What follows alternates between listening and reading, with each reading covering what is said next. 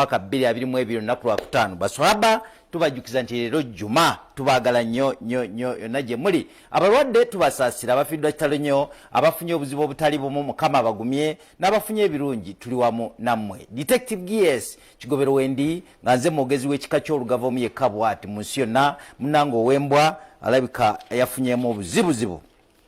Kulisaayo mwenna betwadde nabo mu kufumba mu katale ka Ssaabasajja Kabaka ekibuye, abawangudde ebirabo okuva mu Prestige Margarine ne Honor Juice tubebaza. Bruno Kaiza yawangudde eggaali oluvannyuma lw'okusinga banne bonna, ate Mase Nannyondo n'awangula mu bafumbi b'emmere, ate John Kabunu n'awangula mu basisi ba chapati.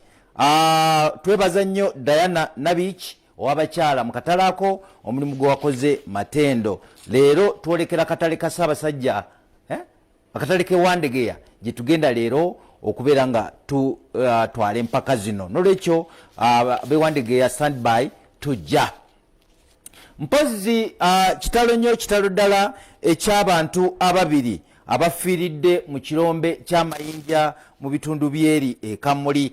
Kuliko Fatuma Bamuberere myaka 32 ne Alon Akiribakamo myaka 13 bebuzibirira Busanga mu district ye Kamuli. Kigambibwa nti abantu bano badde basima amayinja naye nga bakola engeri y'omukwesese, basima beeyongera munda, oluvannyuma ekirombe kibabisse we batuukidde okubajjayo nga bafudde. Kitalo nnyo, emirambo gy'abagenzi kitwaliddwa mu ddwaliro Kamuli okulaba nga gyekebejjebwa. Kibi nnyo, kibi ddala. Ate mu Wakimese wano Ekyengera waliwo abantu bana okuli n'omujaasi w'eggye lya UPDF RA namba 19749 Lance Kopolo Balyahebwa James akwatiddwa n'abalala basatu.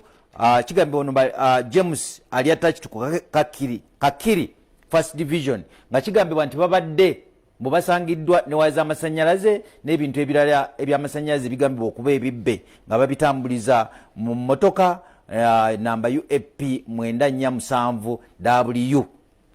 Omulala akwatiddwa yalina Itwe Verasio myaka 36 ne Kamadi Jiberia myaka 2 wekayebeggayaza ne Joseph Kambira myaka 3 wemulago Wandegeya bebamu kwabo. Poliisi ekyagenda mu maaso n'okukunya abantu bano okuzuula ekituufu.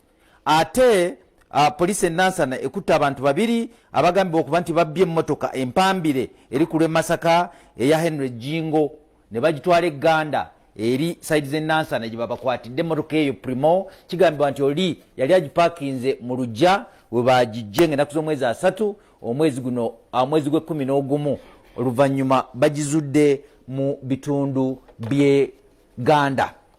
Okubuuliriza kukyagenda mu maaso. Ate nga tumaliriza oluguudo oluva e Nagojje okudda Bubiro lubi side zeri Lugazi, basaba ekikwatako ensonga eno mugitwale nga nkulu. Tetusobola kusukakawo lwakadde, njagadde mbasibulire wano twolekera mu katale ke Wandegeya tugenda mu kufumba. Ssaabasajja Kabaka wangaale.